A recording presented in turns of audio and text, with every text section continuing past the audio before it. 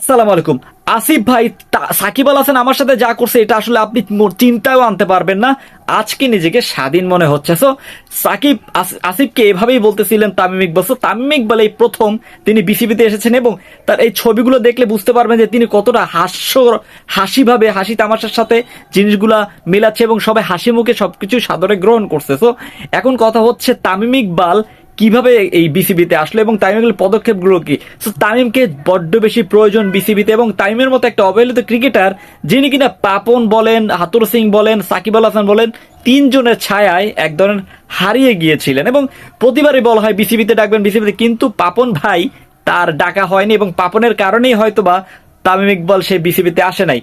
পাপন বলেন সব থেকে নাটের গুরু হচ্ছে আপনার হাতুর সিং, এই হাতুর সিং এ হাঁটাইলে এগুলো সবই চলে যাবে। তো আসিফ মাহমুদের সব থেকে সাহসিকতার একটা ডিসিশন হচ্ছে ফারুক আহমেদকে বিসিবির সভাপতি করা এবং বিসিবির সভাপতি যিনি ফারুক আহমেদ তিনি তার প্রথম কাজ হবে হাতুর সিংকে সরিয়ে দেওয়া। সো আমাদের একটু লস হইলেও তাকে সরিয়ে দিতে হবে। সো তামিম ইকবাল একটা আজকে স্বাধীন দেশ স্বাধীনের মতো সবচেয়ে চলাফেরা করতেছে এবং আসিফ মাহমুদকে একটা ইশারায় বলতেছে, ভাই সাকিব আল হাসান যা করছে আমার সাথে এটা আসলে ভাবার বিষয় এবং চিন্তার বিষয়। তিনি 2023 সালে ইচ্ছা করলে আমাকে নিতে পারতো, কিন্তু ইচ্ছা করেই তিনি আমাকে নেয় নাই। সাকিব চাইলে নিতে পারতেন যেহেতু অধিনায়ক ছিলেন এবং সাকিব এবং আপনার পাপন সাহেব এই দুইজন মিলিতভাবে এবং সাথে তো মাস্টার মাইন্ড ছিলেনই হাতুর সিং এ। সো এই তিনজনের মিল সমন্বয় তামিম ইকবালকে তারা হটিয়ে দেয়। সো একজন হটিয়ে দিলে আপনার চিরদিন থাকে না ক্ষমতা এবং যেটার প্রমাণ কিনে এখনই পাচ্ছি। সো আমার একটা প্রশ্ন আছে আপনাদের কাছে।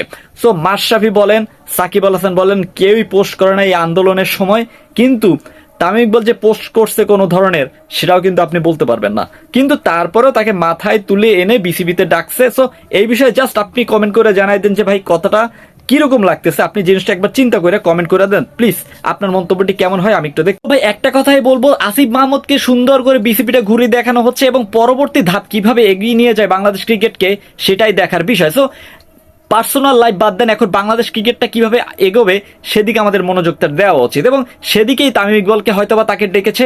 সো আমি বলবো তামিমকে ডাকার মূল কারণটা হচ্ছে আপনার অবহেলিত ক্রিকেটাররা আর থাকবে না। ইমরুল কায়েস বলেন, সাব্বির রহমান বলেন, সাব্বির রহমান এক ধরনের ডিসিপ্লিনারি কমিটির কাছেই তিনি বাধা হয়ে গিয়েছিলেন এবং ইমরুল কায়েস তো তিনি অবহেলিত, তাকে তো এক ধরনের সত্যি কথা বলার কারণে তাকে হয়তোবা ইমরুল কায়েসকে বাদ দিয়ে দেওয়া হয়েছে। সো এই ধরনের কোনো ধরনের বৈষম্য থাকবে না বাংলাদেশ ক্রিকেটে।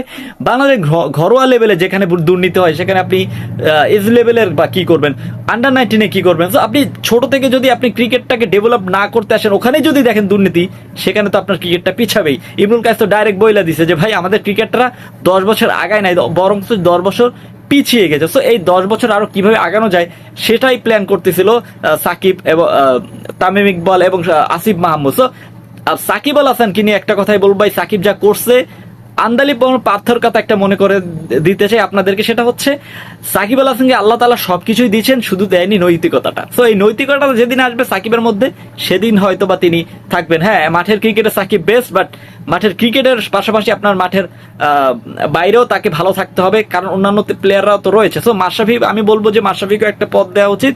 আপনি কি মনে করেন?